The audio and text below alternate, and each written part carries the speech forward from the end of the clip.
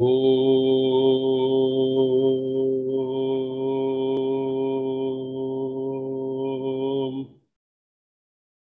शांति।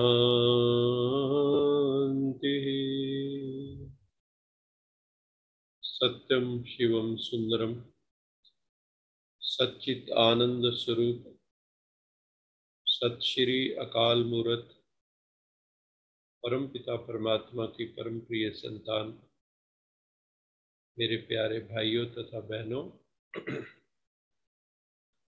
आज question answer सत्र में आप सबका स्वागत है।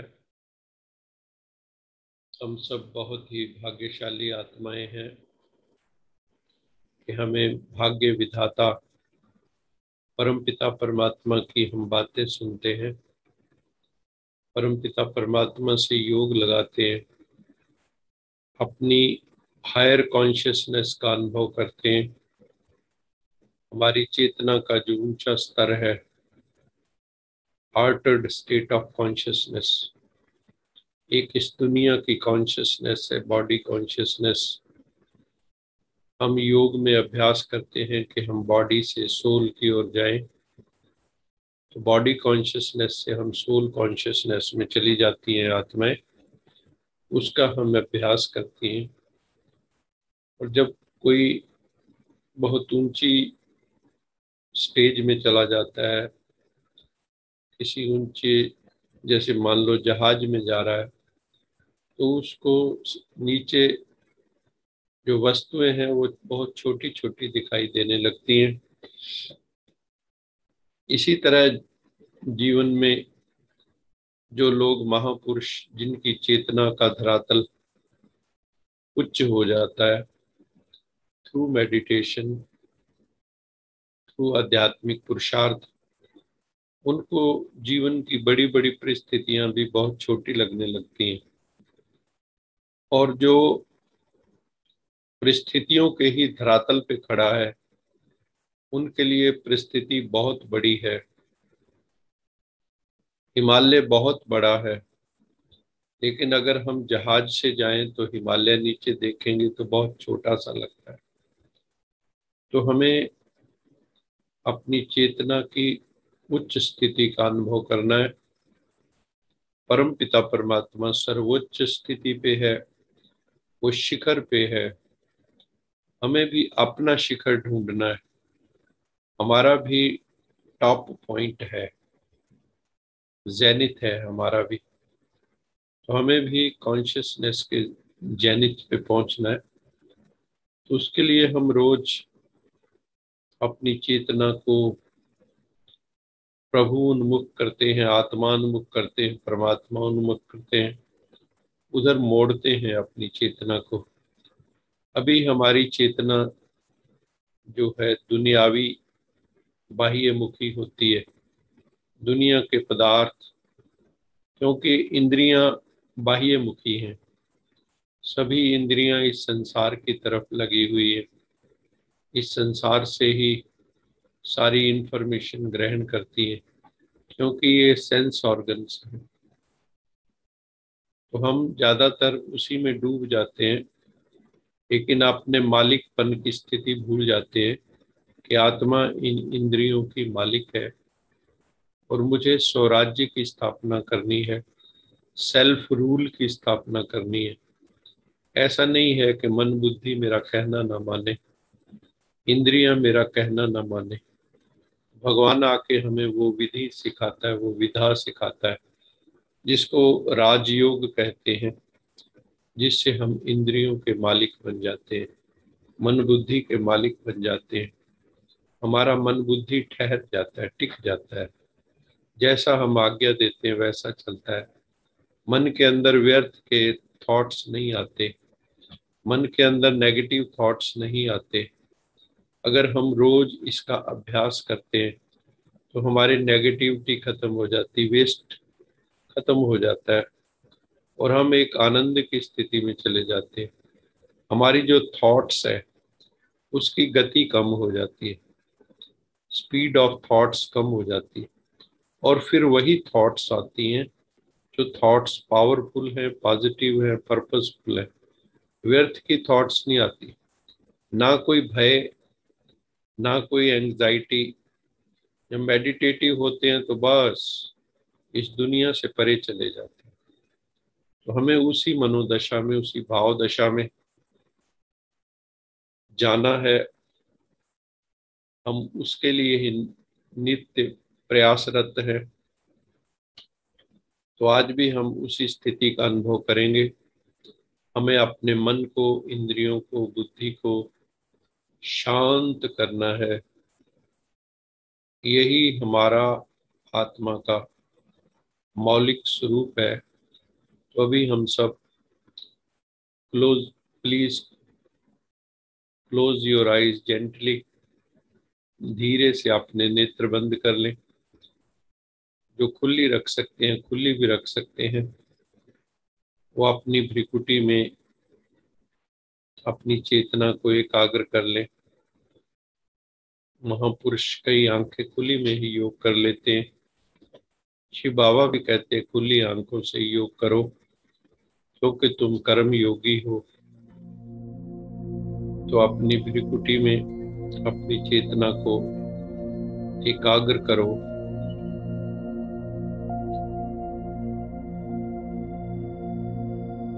मुझ आत्मा का स्थान भ्रिकुटी है। अपनी प्रेजेंस लगवाओ, उपस्थिति दर्ज कराओ भ्रिकुटी में। आई एम प्रेजेंट इन भ्रिकुटी। I am a tiny star of light and white, shining star. मैं चमकता हुआ सितारा हूँ।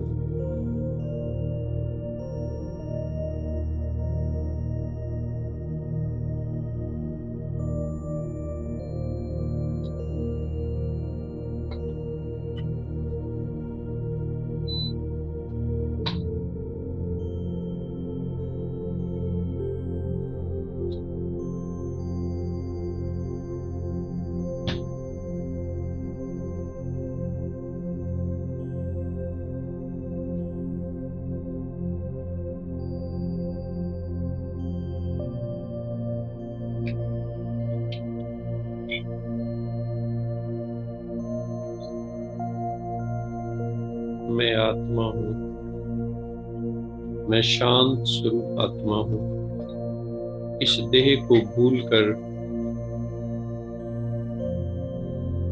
इस दुनिया से डिस्कनेक्ट होकर पहले स्वयं से कनेक्ट हो जाओ।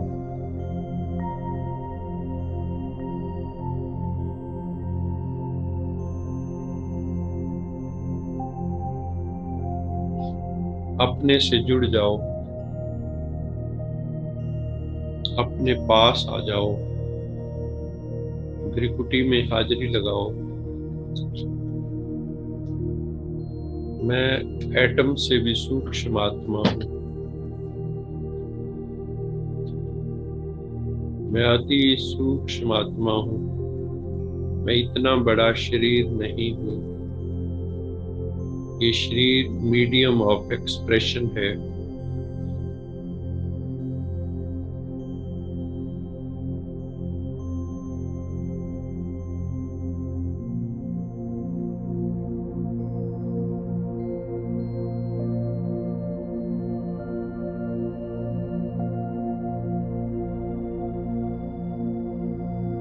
ये शरीर अभिव्यक्ति का माध्यम है।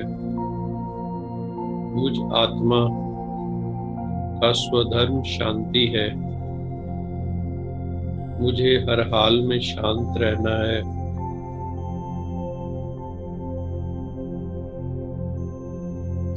हर परिस्थिति में शांत रहना है। I have to maintain my cool and calm under all sets of circumstances.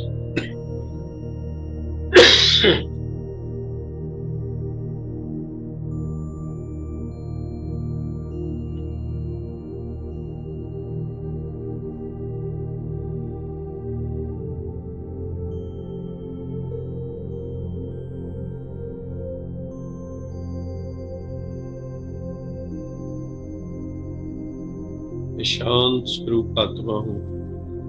Relax yourself. भीतर श्वास लें तो ओम चले, श्वास छोड़ें, मन में शांति चले। इसका सूक्ष्म अभ्यास करो ओम शांति का।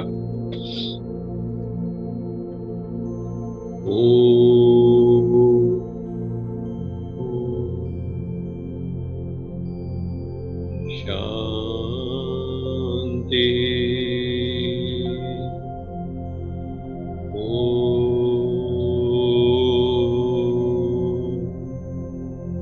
शांति। Totally relaxed, entire body, all the nerves, muscles.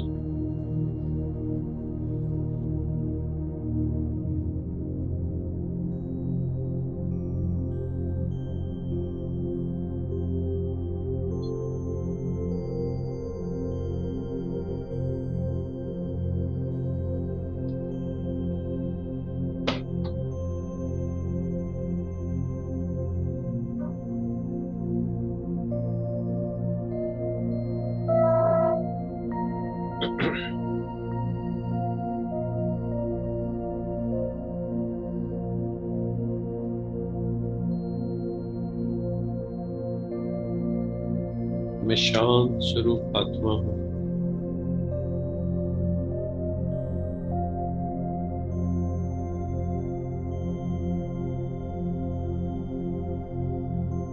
मैं प्रेम स्वरूप आत्मा हूँ।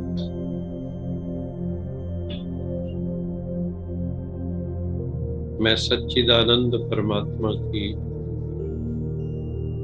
आनंद स्वरूप आत्मा हूँ।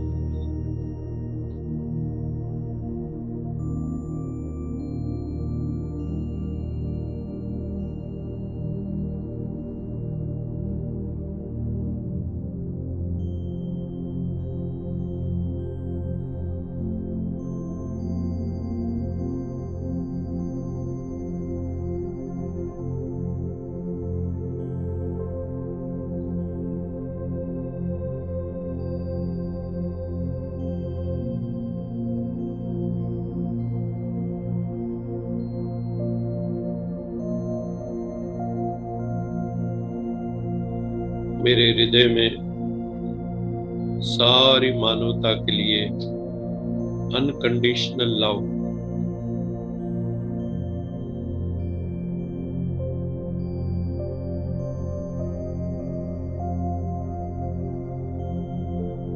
मेरा हृदय प्रेम से भरा हुआ है।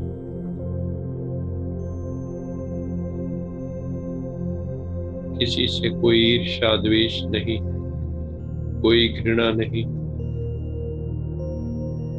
सबके प्रति शुभ भावना, शुभकामना। ऐसी अनुभूति करें परमपिता परमात्मा ज्ञान सूर्य की किरणें, आनंद की किरणें, प्रेम की किरणें, शक्ति की किरणें, शांति की किरणें, इंद्रधनुषी किरणें हम सब आत्माओं पर पड़ रही हैं। हमें सुख, शांति, आनंद प्रदान कर रही हैं, शक्ति प्रदान कर रही हैं।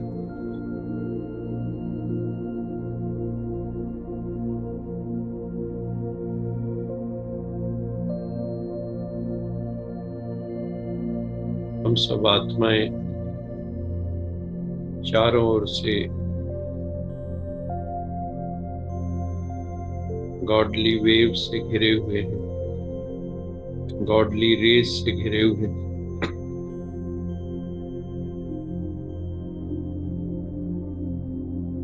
मस्तक में विशेष रूप से,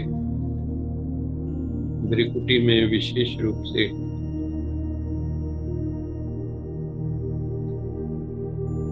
ईश्वरी शक्ति का अनुभव हो रहा है।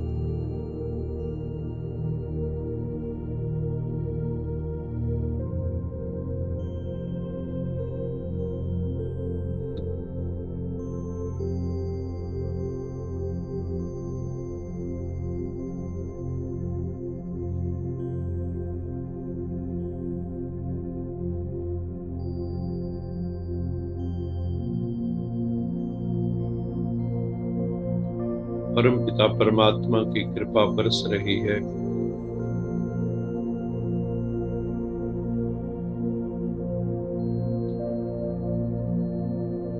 जितने हम सूक्ष्म हो जाएंगे, जितने हम सेंसिटिव हो जाएंगे, जितने हम रिसेप्टिव हो जाएंगे सटल के प्रति, उतना हम परमात्मा की किरणों को कैच कर पाएंगे।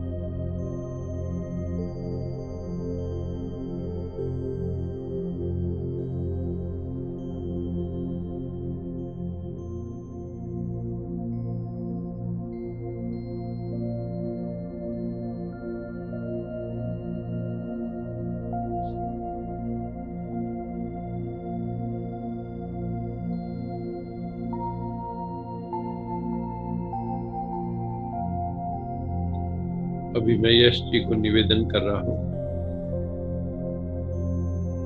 कि वो ईश्वरीय मधुर गीत हमें सुनाए जो हमारी मेडिटेशन की स्टेज को और भी ऊंचा कर दे।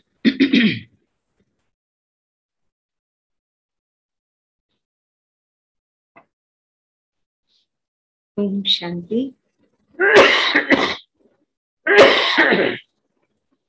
आज तुझे कुछ देने के लिए बड़े हैं परम पिता के हाथ। भर ले झोली तू रत्नों से, भर ले झोली तू रत्नों से, सदा रहे तेरे साथ। आज तुझे कुछ देने के लिए बड़े हैं परम पिता के हाथ। वो मानव दुनिया में सदा कहलाए, बिन सोचे भगवान जिस पर अपना सब लुटाए। लेता चल लुटाता चल, बड़े खजाना दिन और रात। आज तुझे कुछ देने के लिए बड़े हैं परम पिता के हाथ। सेवा करके जिसने अपना सब कुछ सफल बनाया, उससे ज्यादा और किसी ने ईश्वर से ना पाया। देते समय दाता न पूछे कभी किसी की जात और पात। आज तुझे कुछ देने के लिए बड़े हैं परम पिता के हाथ। भर ले झोली तू रत्नों से, भर ले झोली तू रत्नों से, सदा रहे वो तेरे साथ। आज तुझे कुछ देने के लिए बड़े हैं परम पिता के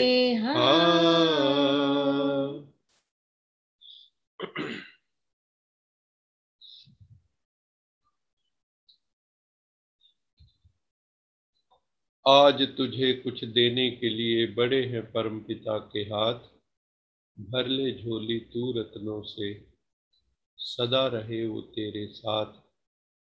उसके साथ का अनुभव हमें निरंतर करना है। उसकी वाइब्रेशंस, उसकी शिक्षाएं निरंतर हमारे साथ है। हृदय में हमारे उसकी याद बनी हुई है। वो हमें सुख, शांति, आनंद, प्रेम का वर्षा देने के लिए आया है।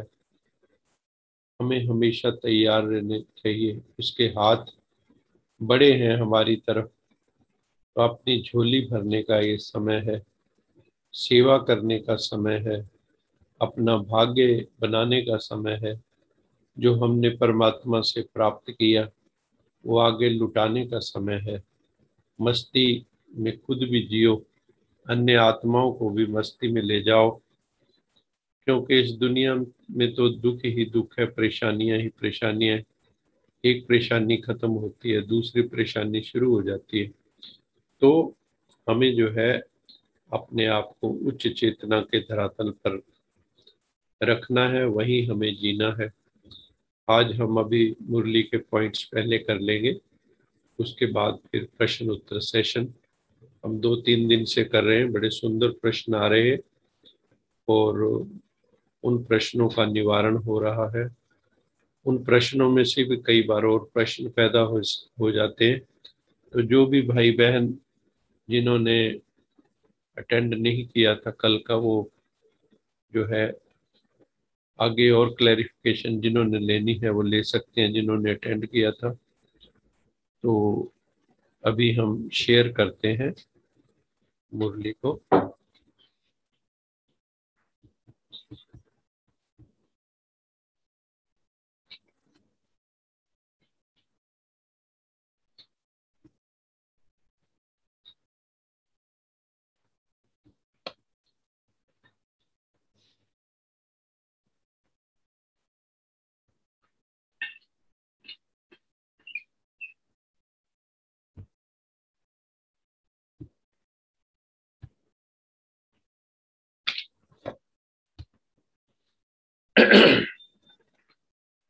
आज की मुरली का जो मुख्य बिंदु है वो इस प्रकार है। आज अंधेरे में है इंसान, ये गीत है। ज्ञान का सूर्य चमका दे भगवान, क्योंकि आज हर इंसान अंधकार में है, अज्ञान के अंधकार में। और परम पिता परमात्मा ही ज्ञान का सागर है, और कोई भी ज्ञान का सागर नहीं है। ना कोई व्यक्ति ज्ञान का सागर हो सकता है। हम सर्वज्ञ नहीं हो सकते। कोई भी ऑल नॉलेजफुल नहीं हो सकता। परमात्मा ही सर्वज्ञ कहलाता है। हम लोग विशेषज्ञ हो सकते हैं, हम लोग सर्वज्ञ नहीं हो सकते। हमारी विशेष जानकारी हो सकती है। जैसे आजकल हम देखते हैं मेडिकल साइंस में, कोई एंटी स्पेशलिस्ट है, कोई कार्डियोलॉजिस्ट है। ये स्पेशलिस्ट तो हम हो सकते हैं, लेकिन हम जो है ऑल नॉलेजफुल, सारी चीज़ों के हम जानकार हों, ऐसा नहीं हो सकता। ये प्रार्थना भक्ति मार्ग में हम करते आए हैं कि आज अंधेरे में है हम इंसान, ज्ञान का सूर्य चमका दो भगवान। भगवान ने हमारी प्रार्थना सुन ली है, और उस ज्ञान सूर्य ने हमारे जीवन में कदम कदम पर सुनहरी सुनहरी किरणों से उजाला भर दिया है। हमारा जीवन बहुत सुंदर होता जा रहा है। हमारे जीवन में पवित्रता आ रही है। हमारे जिंदगी में जो विकारों की गंदगी थी वो समाप्त हो रही है। हमें ज्ञान का तीसरा नेत्र मिल गया है, थर्ड आई ऑफ विजडम। दिखाते हैं ना शंकर जी को तीसरा नेत्र, उसको शिव नेत्र भी बोलते हैं। तो परम पिता परमात्मा शिव आके हमें ज्ञान का तीसरा नेत्र देते हैं। और वो तीसरा नेत्र हमें कौन सा है? आत्मज्ञान के भ्रिकुटी में तीसरा नेत्र है, जिससे प्रभु की पहचान मिल जाती है। जब तक सोल कॉन्शियस नहीं होंगे तो गॉड कॉन्शियस नहीं हो सकते। और हमारा भटकना बंद हो गया। तेरे मन कित जाइए, अपने ही घर रंग लाग्यो, मेरा मन धावन ते छूटो, कर बैठो विश्राम। अब मन मेरा कहाँ जाए, रे मन कित जाइए, अपने ही घर रंग लागे। जब अपने ही घर में खुदाई हो, काबे को सजदा कौन करे। अपने ही घर में मौज बन गई है, अपने ही घर में पावर हाउस आ गया है, और क्या करें। मौज बन गई है, प्रभु की पहचान मिल गई, भटकना बंद हो गया, मन टिक गया है, ठिकाना मिल गया है हमें, निशाना मिल गया है, ठिकाना मिल गया है। मेरे पिताजी ये कहा करते थे, कहते हैं जब से मुझे ज्ञान हुआ है मुझे निशाना मिल गया है। कहाँ निशाना लगाना है, मुझे ठिकाना मिल गया है, मन बुद्धि को ठिकाना मिल गया, भटकना बंद हो गया। शिव बाबा ने हमें राजयोग द्वारा 5 विकारों रूपी रावण पर विजय पाने की युक्ति समझा दी है कि कैसे मेडिटेशन के द्वारा, जैसे हम रोज प्रैक्टिस करते रहते हैं और अपने अंदर अपने साथ दृढ़ संकल्प करते हैं, प्रतिज्ञा करते हैं। ये भी भीष्म प्रतिज्ञा है। परम पिता परमात्मा ही आके भीष्म प्रतिज्ञा करवाते हैं, बच्चे मन वचन कर्म से इंद्रियों से सबसे आपको पवित्र बनना है। यही भीष्म प्रतिज्ञा है। सर्वशक्तिमान परम पिता परमात्मा की याद से ही पाप भस्म होते हैं, और कोई तरीका है नहीं। और फिर हम हर पल खुशी में मस्त रहते हैं। धीरे धीरे जो अभ्यास करता है, क्योंकि राजयोग में हम मौत का साक्षात्कार करते हैं। मौत का साक्षात्कार अर्थात शरीर और आत्मा को अलग करके देख लेना। पुरुषार्थ करते समय माया आत्मा रूपी दीपक को बुझाने की कोशिश करती है, और घड़ी घड़ी तूफान आते हैं, क्योंकि जो हमारे पुराने संस्कार हैं विषय विकारों के बीच बीच में जागृत हो जाते हैं, तो वही तूफान का रूप लेते हैं। तो एक तरफ आत्मा रूपी दीपक, दूसरी तरफ माया के तूफान है। एक गीत भी है, ये कहानी है दिए और तूफान की। आत्मा रूपी दिया जलता है और माया के तूफान उसको बुझाना चाहते हैं, लेकिन अगर ज्ञान योग की चिमनी हमने लगाई होगी तो हमारे दिए को कोई बुझा नहीं सकेगा। जिस समय संसार में धर्म की गलानी होती है, यदा यदा ही धर्मस्य ग्लानिर्भवति भारत अभ्युत्थानम अधर्मस्य तदात्मानं सृजाम्यहम्। अर्थात जब लोग धर्म भ्रष्ट, कर्म भ्रष्ट, चरित्र भ्रष्ट, भ्रष्ट भ्रष्ट भ्रष्ट भ्रष्टाचार, व्यभिचार, अत्याचार, अनाचार, दुराचार, व्यभिचार, बलात्कार, ये सब काम होने लगते हैं, जब नारी सुरक्षित नहीं होती। जैसे द्रौपदी का चीरहरण हो रहा था, तो कितनी द्रौपदियां। तो परम पिता परमात्मा को ऐसे समय पर सत धर्म की स्थापना के लिए और अधर्म के विनाश के लिए इस धरा पर अवतरित होना पड़ता है। परम पिता परमात्मा प्रकृति का आधार लेकर इस पतित हमें पतित से पावन बनाने की प्रक्रिया को करते हैं। संन्यास 2 प्रकार का होता है। एक है घर गृहस्थ को छोड़ के संन्यास करना, जैसे सन्यासी करते हैं, घर बार छोड़ देते हैं वो। ये एक प्रकार का हठ योग संन्यास है। परम पिता परमात्मा हमें आकर जो संन्यास सिखाते हैं वो इस संन्यास का समर्थन नहीं करते हैं। वो है घर गृहस्थ में रहते हुए सभी प्रकार की जो भी हमारी जिम्मेवारी है उनका निर्वहन करते हुए वृत्ति से संन्यास करना, प्रवृत्ति में निवृत्ति में रहना, अनासक्त होकर रहना, डिटैच होकर रहना, अपनी सब ड्यूटीज भी करनी और फंसना भी नहीं है। ये एक बहुत मेहनती कार्य है।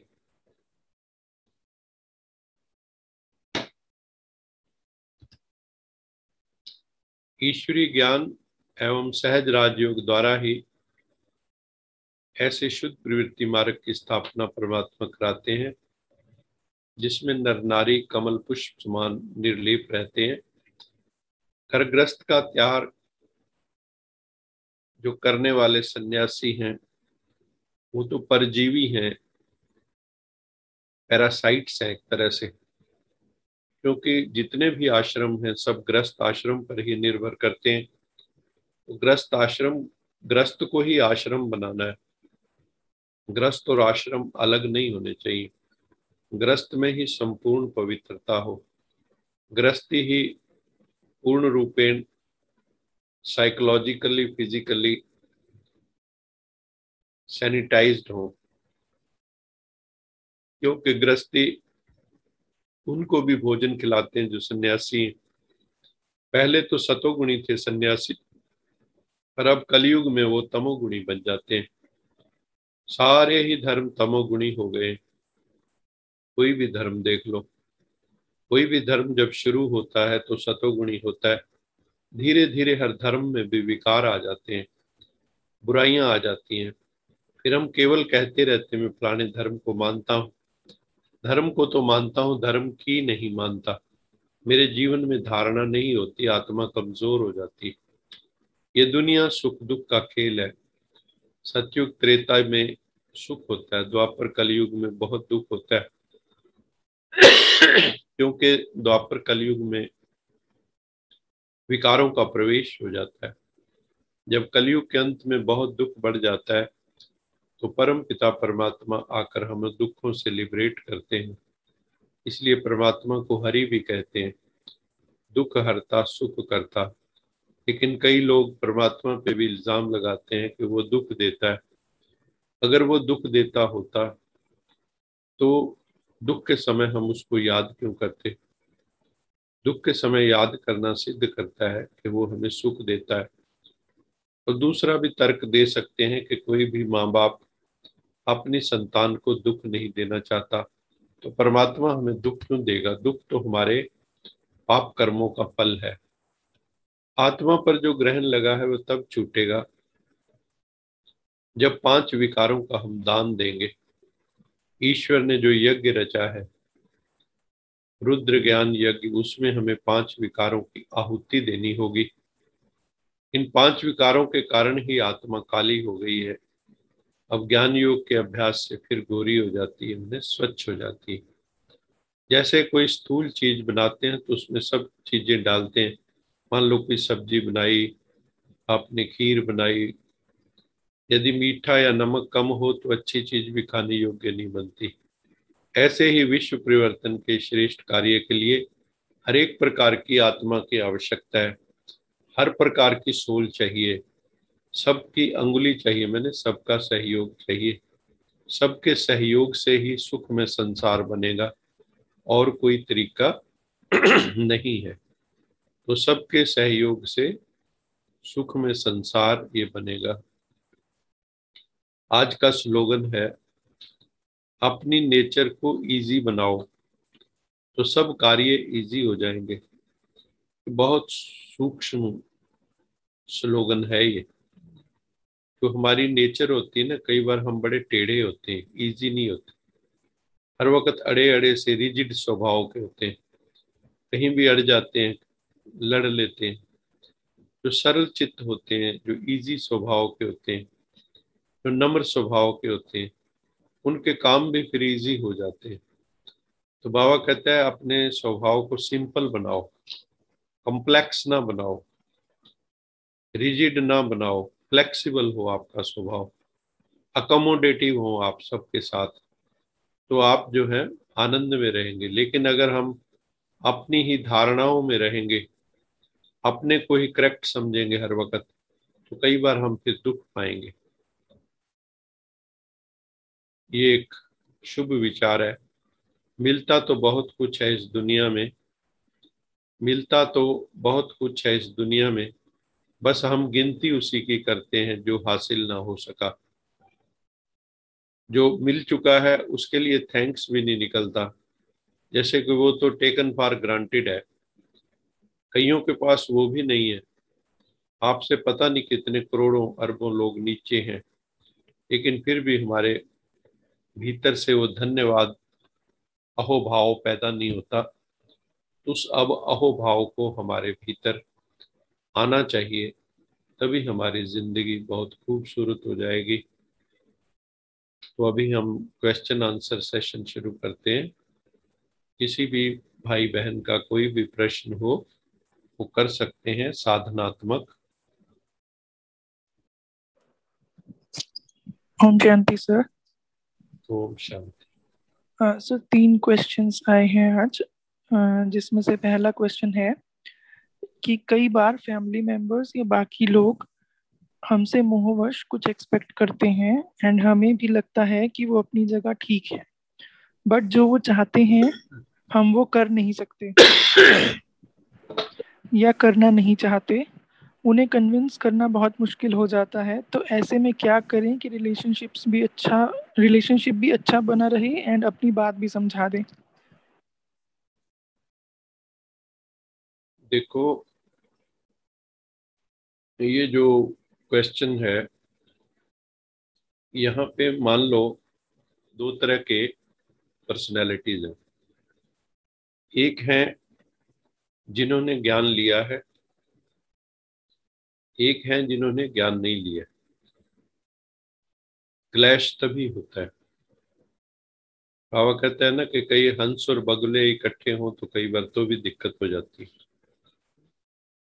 एक है दुनियावी रीति से, वहां सबकी सबसे एक्सपेक्टेशंस है, कोई भी अछूता नहीं है। अगर मैंने आपके लिए कुछ किया है तो मैं कैलकुलेटिव हूं कि आप भी मेरी किसी वक्त मदद करेंगे। ये जो साधनात्मक हमारा पक्ष है, जो हम साधना में गए हैं, जहां हमें सिखाया जाता है कि अब आपको पकड़ छोड़नी है हर चीज से, कहीं कोई एक्सपेक्टेशन नहीं रखनी है, क्योंकि अपेक्षा, इच्छाएं, कामनाएं, तृष्णाएं, इन्हीं के कारण ही हम बंधन से बंधे हुए। अब जब हम मुक्ति की यात्रा पर निकले तो उस वक्त हमें ये सारी चीजों को छोड़ना होता है। नहीं तो हम फिर उसी तरह एक चक्रव्यूह में फंसे हुए हैं। कर्मों का चक्रव्यूह है। जो आपका प्रश्न है वो चक्रव्यूह वाला ही है। हरेक को हरेक से कोई ना कोई एक्सपेक्टेशन है। ये जिसको कहते हैं अनएक्सपेक्टेड लाइंस। ये संसार चलता ही ऐसे है। लेकिन जैसे अब हम माउंट आबू में जाते हैं, वहां पे भी सब कर्म हो रहे हैं, लेकिन वहां पे एक्सपेक्टेशंस भी एक दूसरे से डिवाइन हो जाती हैं। जहां आध्यात्मिक पुरुषार्थी लोग होते हैं, रहते वहां भी हैं, लेकिन उनकी एक्सपेक्टेशंस उस ढंग की नहीं होती जैसे संसारिक होते हैं। तो वहां पे आध्यात्मिक बातें हो जाती हैं और उनका डिविनाइजेशन हो जाता है।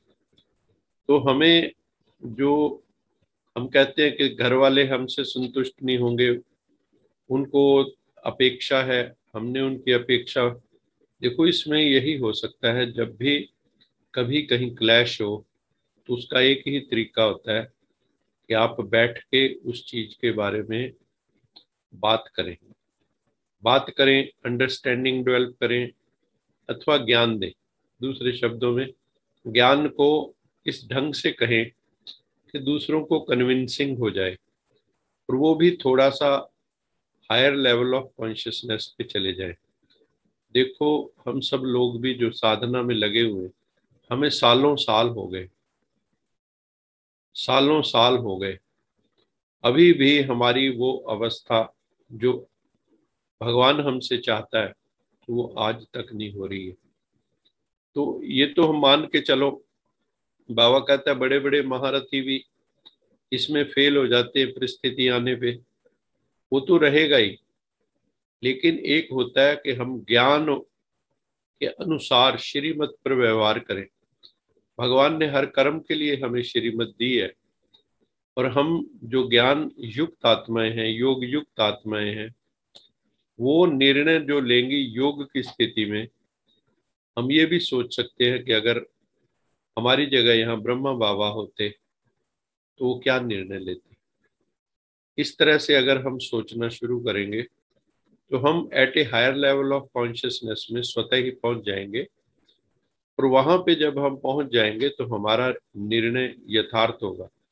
या we may refer to our murlis. जो मुरली है उसमें बाबा ने हर चीज की श्रीमत दी है।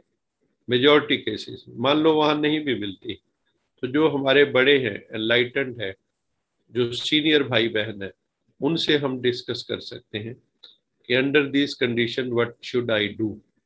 मेन बात है कि वो आपको प्रॉब्लम बहुत क्लैरिटी से पेश करनी होगी, अपनी मनोदशा का भी जिक्र करना होगा कि मेरी स्टेट ऑफ माइंड क्या है, मैं स्पिरिचुअली कितना इवॉल्व हूँ, क्योंकि हो सकता है मैं ही अभी बहुत नीचे हूँ। तो जब तक हमारा स्पिरिचुअल एवोल्यूशन नहीं हुआ है, और ऐसा हो नहीं सकता कि हम स्पिरिचुअली इवॉल्व हों और उसका असर घर वालों पे ना पड़े, जरूर पड़ेगा। लेकिन अगर हमारा व्यवहार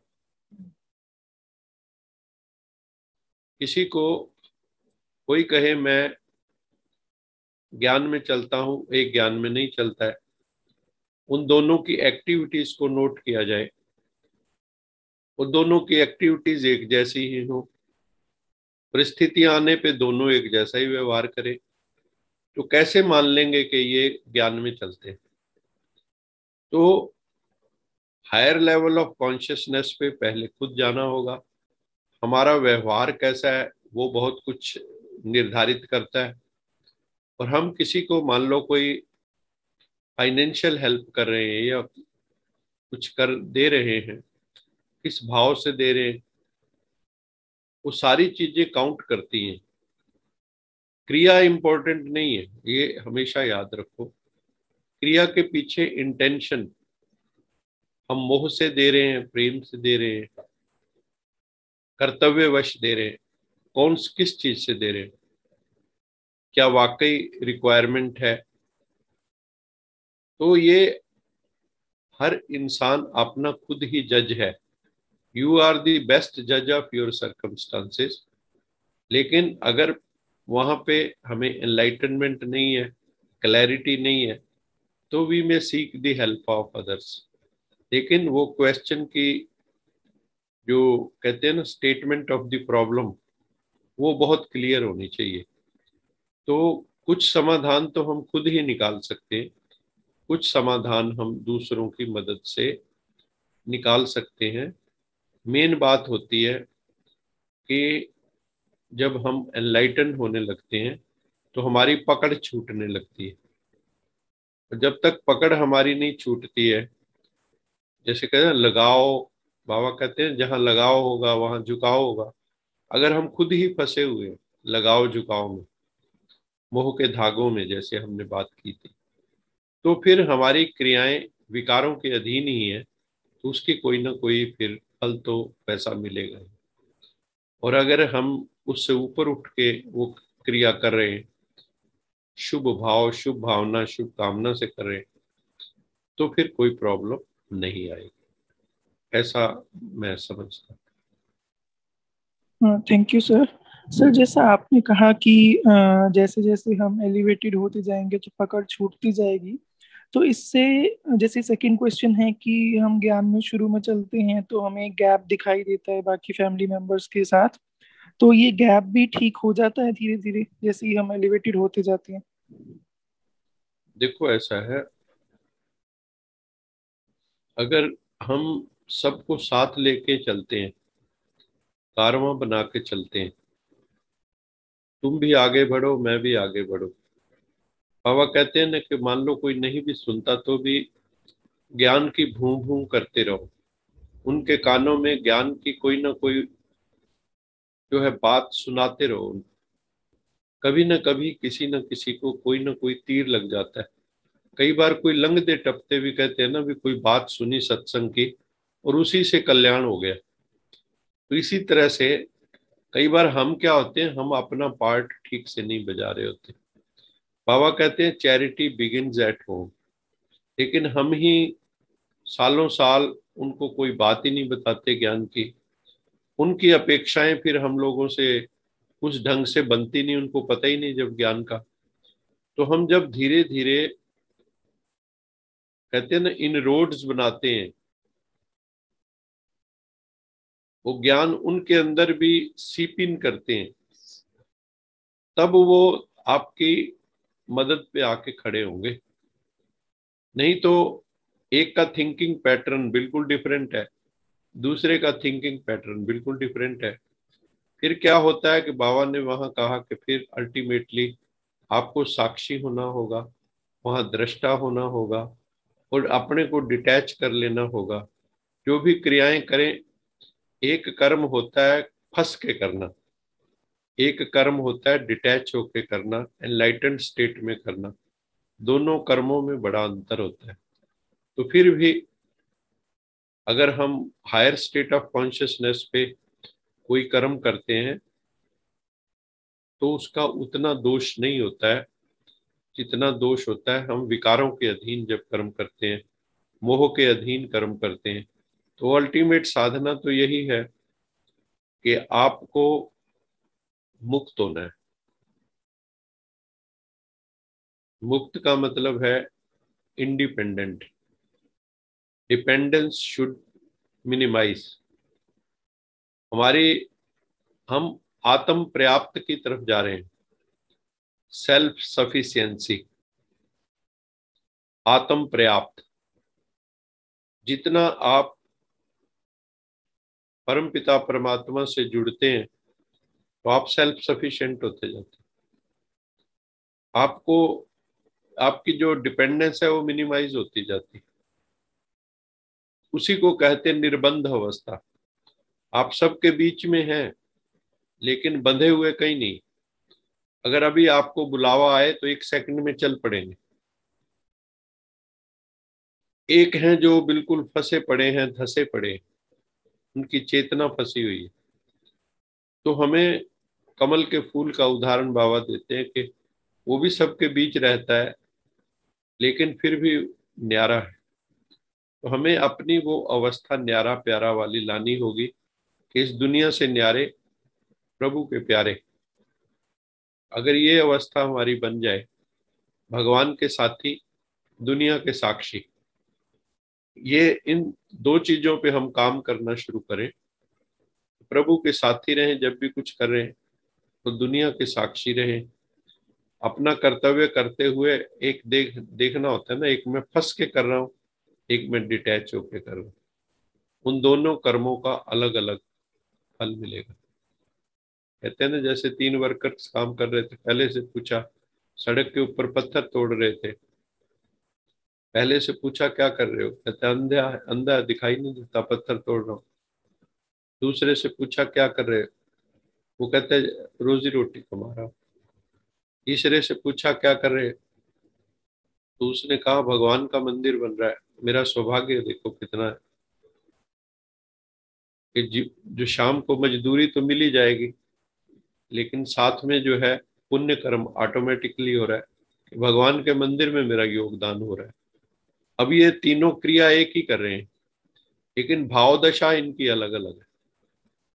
कर्म सेम है। ऐसे बाहर से एक महात्मा में और एक आम आत्मा में एक जैसा कर्म दिखाई देता है लेकिन उसकी अंदर की दशा क्या है, मनोदशा, भाव दशा, उसके ऊपर आपके कर्म बनते हैं। तो कानून में भी विधान है कि आपने इंटेंशन टू मर्डर थी, 302 लगती है शायद उसमें धारा। तो इसी तरह एक है विदाउट इंटेंशन, आपने इंटेंशन नहीं थी, सेल्फ डिफेंस में भी सामने वाला मारा गया। तो वो ये देखते हैं कि कौन सी धारा लगानी है, इंटेंशन अगर नियतन किया आपने। ऐसे ही यहाँ पे भी जो हम कर्म कर रहे हैं बाहर वो इतना इम्पोर्टेंट नहीं है लेकिन आप किस भाव दशा में, मनोदशा में कर रहे हैं, दैट इज मोस्ट इम्पोर्टेंट। जैसे जैसे हमारी एलिवेशन होगी हम डिटैच होते जाएंगे दुनिया से, सबसे डिटैच होते जाएंगे। जो हमारे नियरेस्ट हैं, रिश्तेदार, ब्लड रिलेशंस और कोई संबंध, उनसे भी हम डिटैच होते जाएंगे। तभी हम एक सेकंड में शरीर को छोड़ सकेंगे, नहीं तो असंभव है। मेहनत बहुत।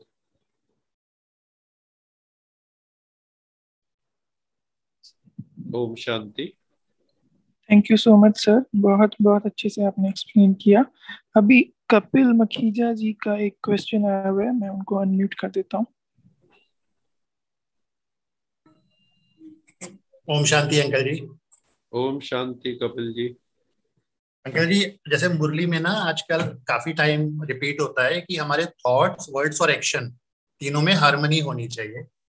और आपसे भी कई बार पूछा था तो आपने कई रास्ते बताए थे उसके। तो जैसे आपके कहने पे हमने एक, आपने कहा था रेजोल्यूशन सुबह किया जाए हमारा, तो हम ना सुबह वीडियो रिकॉर्ड करना शुरू किया कि मैं शांत स्वरूप आत्मा हूँ, मैं सत्य स्वरूप आत्मा हूँ, सिचुएशन आएंगी बट मेरे में कंसिस्टेंसी रहेगी। फिर आपने रात को मेडिटेशन बोला था, हमने वो शुरू किया, उससे काफी फर्क पड़ा। और रात को ना नोट्स भी लिखते हैं कि कितना हम रहे सतर्क, कितने टाइम पे हमने आपा खो दिया। लेकिन अभी भी ऐसा लगता है कि स्पीड जो है, ऐसे जैसे आपने दो तीन चीजें बताई, और ऐसा क्या करें इससे स्पीड थोड़ी और ठीक होगी। अभी भी हम बिखर जाते हैं या भूल जाते हैं, थॉट्स में कुछ और चल रहा होता है, वर्ड्स कभी कोई और निकल जाता है, या एक्शन वैसा नहीं हो पाता। तो हारमोनी और कैसे करें, इसके कोई अगर उपाय है तो आप प्लीज बताइए। देखो, पहले बात तो हमें एक ये समझनी होगी कि हमारी ये क्रोनिक डिजीज है। ये बहुत पुराना रोग है। हमारा मन कहीं चलता था, वाणी कहीं होती थी, और हमें इसमें कुछ गलत भी नहीं लगता था पहले, कि जी हम दिखाते कुछ थे दुनिया में। ऊपर से कुछ, ऐसे आपका बॉस है, वहां पे आप कहेंगे आप बहुत अच्छे हो, बहुत अच्छे हो, बाहर आके गाली निकाल देंगे। ऐसे आम होता है ना दुनिया में। मन कुछ कह रहा है, वाणी कुछ कह रही, कर्म में कुछ आ रहे हैं, तो उसको कहते हैं टोटली डिसइंटीग्रेटेड पर्सनैलिटी। लेकिन हम उसको भी हमने एक्सेप्टेंस दी हुई थी। हम सोचते थे ये बहुत बढ़िया काम कर रहे हैं, हम लोग जो है ना उस सिचुएशन को मैनेज कर रहे हैं। लेकिन यहाँ पे हमारा स्पिरिचुअल दृष्टि से पतन होता रहा। अभी भगवान ने ये कहा है कि तुम सत्य के मार्ग पर हो। तुम्हारे मन में, वाणी में, कर्म में उस सत्य को पीना है, आपको सत्य को जीना है। तो जब आप वो करने लगते हो कि मन में छोटी सी थॉट भी अगर आती है ऐसी नेगेटिव वाली, या किसी को हार्म पहुंचाने वाली, तो हम लोगों को यहाँ, मतलब पहले हमें नहीं लगता था कि ये हम कुछ गलत हो गया। अब हमें छोटी छोटी थॉट भी दिखाई देने लगी है। ये हमारी साधना की, समझो, एक अच्छी स्टेज है कि जब हमें महसूसता होने लगी। पहले जी तो हमें कोई महसूस भी नहीं होता था, कोई रियलाइजेशन ही नहीं होती थी कि हम कुछ गलत कर रहे हैं। हम तो कहते थे ईंट का जवाब पत्थर से देना, टिट फॉर टैट, ये तो होना ही चाहिए आज की दुनिया में। उसने इतना किया, मैंने और बढ़िया किया, वो मौन हो गया, चुप करा दिया मैंने। पहले ये भाव था। Now we are spiritually oriented personalities. तो हमें जो भगवान बता रहा है, हमें अब देवत्व की साधना पे है, हम देवत्व, देव बनने की यात्रा पर है। अब हमें सत्यता, पवित्रता, ये हमें अपने थॉट्स, वर्ड्स, एक्शंस में लानी होगी। नहीं लाएंगे तो गुजारा नहीं होगा। और उसके लिए होता है, बाबा बार बार कहते हैं कि एक महापुरुष बन जाता है उतने ही टाइम में एक महापुरुष नहीं बनता है, साधारण ही रहता है। जैसे दो विद्यार्थियों को टाइम तो सबको बराबर मिलता है। एक यूनिवर्सिटी टॉपर होता है, एक यूनिवर्सिटी बॉटम पे होता है। जी तो समय तो सबके पास बराबर था, तो दोनों में अंतर क्या था? जी ऐसी आध्यात्मिक साधना में है, ये है कि हम लोगों ने एक तो कितना वेटेज दिया उसको, दूसरा हमने अपने साथ कितनी कमिटमेंट की, कितना हमारा दृढ़ संकल्प है। बाबा का जो सबसे ज्यादा जोर है, बाबा कहता है दृढ़ संकल्प की तीली से, दृढ़ संकल्प की तीली से तुम ये जो संस्कारों का, आसुरी संस्कार, नेगेटिव संस्कार है, इनको जला सकते हो। लेकिन कौन सा है दृढ़ संकल्प की तीली? हम लोग अपने साथ जो कमिटमेंट करते हैं ना, वो उतनी होती नहीं पक्की। जैसे मैंने पहले कहा था, भीष्म प्रतिज्ञा, भीष्म प्रतिज्ञा जब करते हैं कि यस, डू और डाई स्पिरिट, ये उनके लिए मैं बोल रहा हूं जो जल्दी से जल्दी अपनी यात्रा में परफेक्शन को पाना चाहते हैं। जी तो उनके लिए क्या है कि आपको, आप कहते हैं प्राण जाए फिर वचन न जाए। एक बार जो ठान ली ना, फिर वो ठान ली। हम लोग क्या है कि हमने सोचा भी है ऐसे ऐसे करेंगे, और नहीं भी हुआ, तो हम लोग अपने को कोई ज्यादा ऐसे सोचते नहीं कि कोई बहुत बड़ी बात होगी। जी तो इसलिए जो है वो चीज धीरे धीरे धीरे धीरे होती, कभी हो गई कभी नहीं हुई, कभी हो गई कभी नहीं हुई। वो वैसा ही है जैसे हम स्टीम बनानी होती है, तो कभी हम आग तेज कर दें, कभी स्लो कर दें, डिम कर दें उसको। तो अगर ऐसे करते रहेंगे तो वो कभी भी भाप नहीं बनेगी। तो हमें तो कांस्टेंट फायर, वो अगर जलती रहेगी हमारे भीतर, तो वो फिर जो है स्टीम जल्दी से जल्दी बनेगी। स्टीम का मतलब होता है कि हम अपने लक्ष्य बिंदु पे जल्दी से जल्दी पहुंचेंगे। और एक बार हमने थॉट्स को मैनेज कर लिया तो वाणी और कर्म तो ऑटोमेटिक है, क्योंकि सीड कहाँ है? वाणी का सीड, कर्म का सीड कहाँ है? थॉट है। अगर थॉट के लेवल पे मैनेजमेंट हो गया, माइंड मैनेजमेंट, माइंड मैनेजमेंट और टाइम मैनेजमेंट दो ही तो चीजें हैं जीवन के लिए। इन दोनों को अगर हमने मैनेज कर लिया, और सबसे बड़ा टाइम मैनेजमेंट से भी ऊपर माइंड मैनेजमेंट, माइंड मैनेज करना आ गया तो टाइम तो मैनेज हो ही जाना है। क्योंकि माइंड ही अगर ठीक नहीं है तो टाइम कहाँ से मैनेज होगा? तो भगवान आके क्या कर रहा है, हम सब के मन को बदल रहा है, चेतना का स्तर बदल रहा है, हमें एलिवेटेड कॉन्शियसनेस में ले जा रहा है। वो कहता है कि हायर कॉन्शियसनेस में आओ, तुम सुप्रीम कॉन्शियसनेस से जुड़ो, उस परम चेतना परमेश्वर से जुड़ो। अपने अंदर भी तुम्हारी कोई, जिस लेवल पे तुम जी रहे हो, ये तुम्हारा स्वरूप नहीं है। ऐसा नहीं कि तुम जो है यही तुम्हारा सुप्रीम रूप है। नो, आपके अंदर बहुत संभावना है, अनंत संभावना, इनफाइनाइट पोटेंशियल है आपके भीतर। तो वो प्रकट होना है। तो प्रकट कैसे होगा? जब हैमरिंग करेंगे खुद के ऊपर। हैमरिंग भी करनी पड़ेगी, चीजलिंग भी करनी पड़ेगी, हथौड़ी भी मारनी पड़ेगी, और छेनी भी मारनी पड़ेगी, तभी मूर्ति बनेगी। मंदिर की मूर्ति कैसे बनती है? जिनकी आप पूजा करते हो, माथा टेकते हो, पहले उन मूर्तियों को बनते हुए देखो। एक पत्थर से बनाई गई, उसमें जितने व्यर्थ के अंश थे वो निकाल दिए, उसी के अंदर से एक मूर्ति निकल आई। लेकिन कितनी हैमरिंग हुई, कितनी चीजलिंग हुई, कितनी रगड़ाई हुई, और फिर सुंदर सी मूर्ति निकलती है। ये देवी माता की मूर्ति है, ये विष्णु जी की मूर्ति है। लेकिन वो बनने में कितना उनको सहन करना पड़ा। वैसे ही हमारी जो परफेक्ट मूर्ति बनेगी, अखंड मूर्ति बनेगी, जहाँ पे थॉट्स, वर्ड्स और डीड्स में इंटेग्रेशन होगा, हार्मनी होगी, वो तभी बनेगी जब हमें बैलेंस बनाना आएगा। ये बैलेंसिंग एक्ट है। और वो है, हमें सबसे ज्यादा काम जो करना है वो संकल्प के धरातल पे करना है, थॉट के धरातल पे करना है। जब थॉट्स एलिवेटेड हो जाएंगी तो हर चीज एलिवेटेड होगी। तो मेहनत करनी है। और फिर वो इस स्पिरिट, यही सोचना है, जैसे किसी ने आईएएस बनना होता है ना, तो फिर मुझे तो इतने घंटे पढ़ना ही है, मुझे ये करना ही है। अब लाखों अपीयर होते हैं, हजारों सिलेक्ट होते हैं, तो कोशिश तो देखो कितने लोग लगे होते हैं, सालों साल। अभी मुझे कोई बता रहा था कि उसको पता नहीं 5 साल के कितने हो गए। अभी 5वें साल में जाके इस बार वो शुभम लड़का फर्स्ट आया, तो उसमें वो भी सिलेक्ट हुआ है, लेकिन उसका 400 नंबर आया, अभी भी खुश नहीं। तो लेकिन 5 साल लग गए उसको। लेकिन ठीक है, आज उसको जो है वो सफलता मिल गई, तो फिर भी खुश है। अगर अब नहीं होता तो शायद एज भी निकल रही थी, लास्ट चांस था। तो कहने का तात्पर्य ये है कि ये भी हम इसी तरह से समझें कि हमारा एक गोल है। पहले तो वेल डिफाइंड गोल हो। अभी हम क्या है कि गोल भी वेल डिफाइंड नहीं होता, हम लोगों का गोल भी वेल डिफाइंड नहीं होता कि हमें करना ही है, हमें पाना ही है। डू और डाई स्पिरिट हो, वो है नहीं।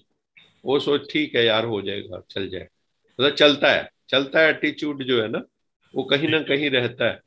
उसके कारण जो है हम लोग देर से पहुंचेंगे तो जरूर, लगे हुए हैं तो पहुंचेंगे, कदम उठा लिया है ना, तो पहुंचेंगे तो जरूर। और फिर ये कारवां भी है, कारवां में एक मान लो लंगड़ा भी जाए तो उसको उठा के दूसरे ले चलते हैं। तो इसलिए घबराने की जरूरत नहीं है, लेकिन अपना बेस्ट दो। जब हम सोच लेते हैं कि नहीं भी, अपने साथ नो कॉम्प्रोमाइजेस, हम क्या कंप्रोमाइज करते हैं अभी, तो उसके कारण जो है वो टाइम लगता है। ठीक है, बिल्कुल जी, बहुत शुक्रिया। दृढ़ संकल्प करो, दृढ़ संकल्प, हाँ जी, पक्का इरादा। हाँ जी, थैंक यू। शांति। और प्रश्न? सर एक और प्रश्न है।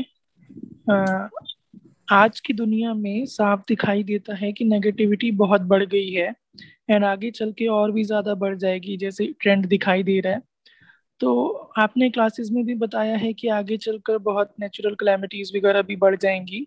तो उस समय क्या केवल हमारी पॉजिटिव सोच से ही हमारी सुरक्षा हो जाएगी? मतलब संकल्प का क्या प्रकृति पर इतना प्रभाव पड़ता है?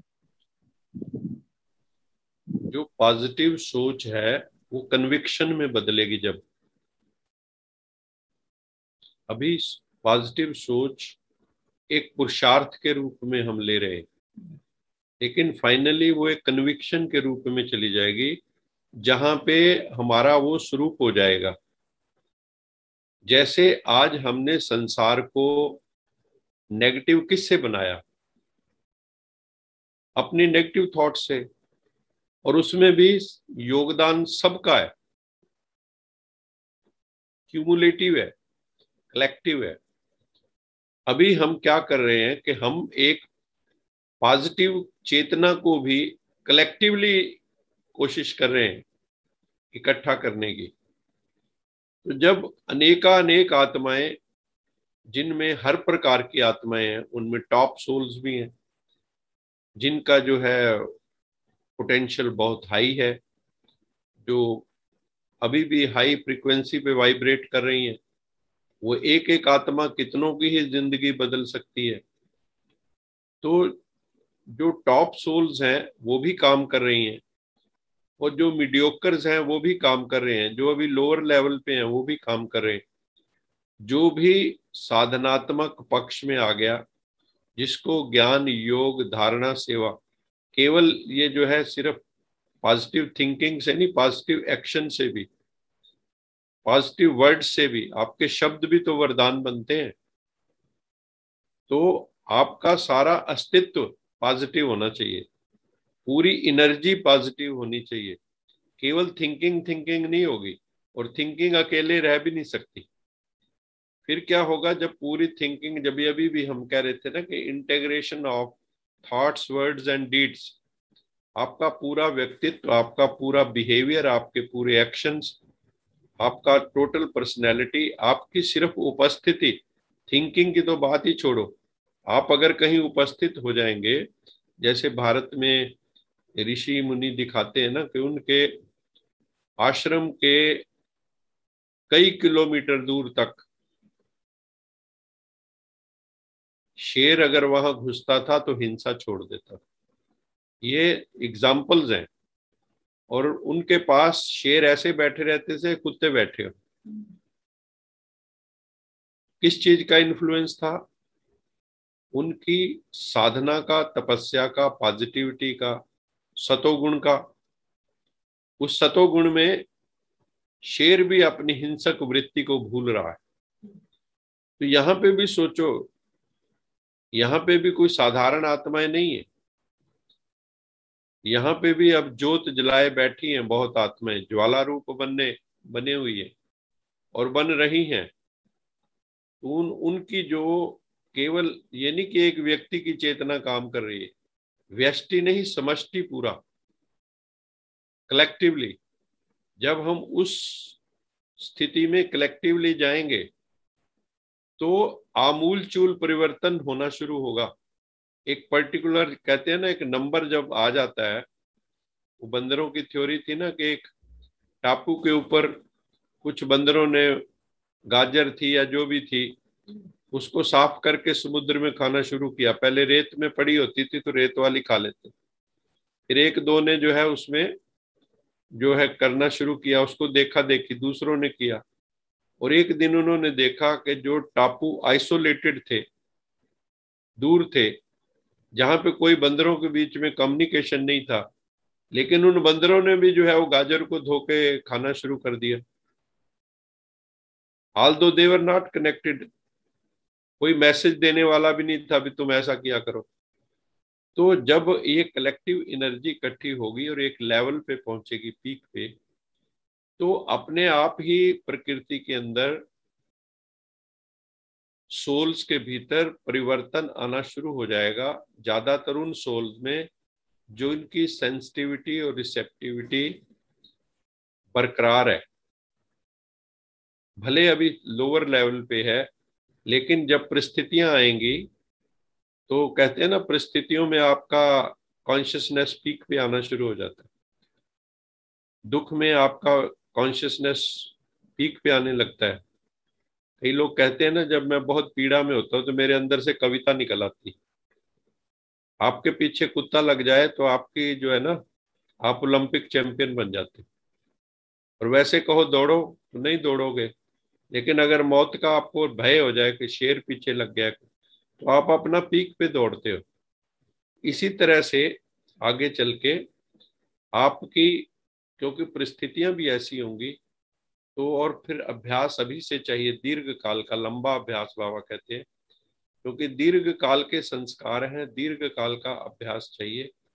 और हम उसमें फिर अपना पूर्ण अस्तित्व, व्यक्तित्व पॉजिटिव हो जाएगा, प्योर हो जाएगा। केवल पॉजिटिव नहीं, प्योर, पावरफुल, क्योंकि प्योरिटी ही में ही पावर है। शांत, ये सारी चीजें जब मिलेंगी और सामूहिक रूप में कन्वर्ज होंगी, कन्वर्जेंस होगी, तो फिर उसका इम्पैक्ट जो है एक्सप्लोजिव होगा। एक तरह से बहुत दूर दूर तक उसका असर जाएगा। जैसे एक हवा कहता है ना कि वो एटम बम फटता है तो कितना उसका असर होता है दूर दूर तक। और ये जब आतम बम फटेगा तो उसका भी विस्फोट का असर नहीं होगा। तो जब हम सब में हम ये पावर आएगी, हम सब एनलाइटेंड होंगे, हम सब के अंदर जो है पॉजिटिविटी, प्योरिटी, डिविनिटी प्रकट रूप में आएगी, तो उसका इम्पैक्ट बहुत दूर दूर तक जाएगा। और जब कहीं ग्रुप बैठ के करता है, उसका तो इम्पैक्ट और भी दूर तक जाता है। ये भी जो है ना, थॉट्स की डायनेमिक्स है, बहुत सूक्ष्म खेल है। ये हमारे मोबाइल और टीवी से भी सूक्ष्म है। आज मैं आपसे बात कर रहा हूँ, आप गुड़गांव बैठे हैं, कोई बॉम्बे बैठे हैं, कोई कनाडा से बात कर रहे हैं, तो हम कैसे जुड़ गए एक सेकंड में? वाइब्रेशन से। तो जब ये स्थूल वाइब्रेशन इतना काम कर सकती हैं, और ये इन सब साधनों को किसने इन्वेंट किया? इसी मन ने। और जो मन जब स्वयं अपने पे काम करेगा तो कितना पावर होगा। जब हमने प्रकृति की वाइब्रेशंस को एक्सप्लॉइट कर लिया है, यूज कर लिया है, तो जब हम अपनी वाइब्रेशंस को यूज करेंगे तो आप बताओ कितना ना संसार में परिवर्तन होगा। क्योंकि सबसे बड़ी पावर किस में है? मन। ये आप संसार जो देख रहे हो आपके चारों तरफ, आपके घर में जितनी चीजें हैं, ये कहां से निकली?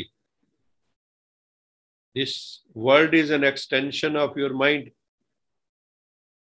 ये जो वर्ल्ड है, ये जो साइंस है, कुछ भी आप देख रहे हो, साइंस के साधन देख रहे हो, ये सब क्या है? This is extension of your mind. ये सारा संसार मन का ही प्रक्षेपण है, मन की प्रोजेक्शन है ये सारी। मन लीन होता है तो सारा संसार लीन हो जाता है। रात को आप सो जाते हो, मन लय हो जाता है, लीन हो जाता है, मर्ज हो जाता है, तो उस वक्त सारा संसार ही मर्ज हो जाता है। ये सारा संसार जो दिखाई दे रहा है, ये मन की ही प्रोजेक्शन है, मन का ही एक्सटेंशन है।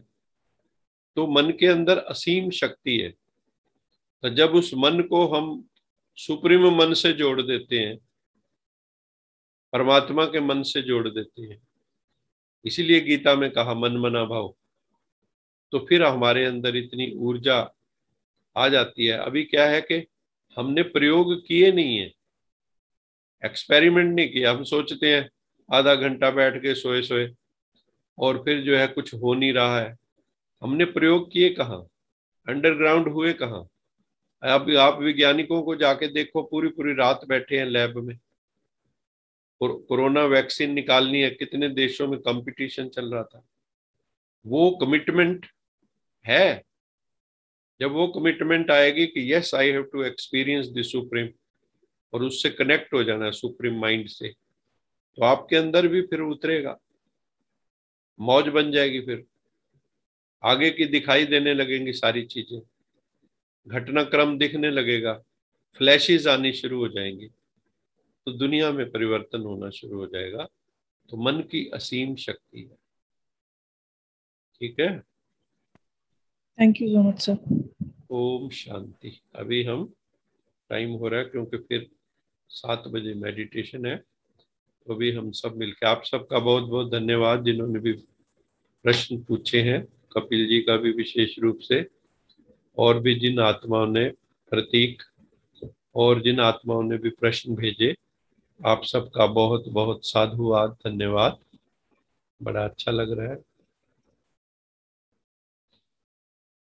जो भी आत्माएं जुड़ी हैं, अभी समय का अभाव है, मैं नाम नहीं लूंगा, आप सभी मिलके करेंगे। लोका समस्ता सुखिनो भवन्तु, लोका समस्ता सुखिनो भवन्तु, लोका समस्ता सुखिनो भवन्तु। ओम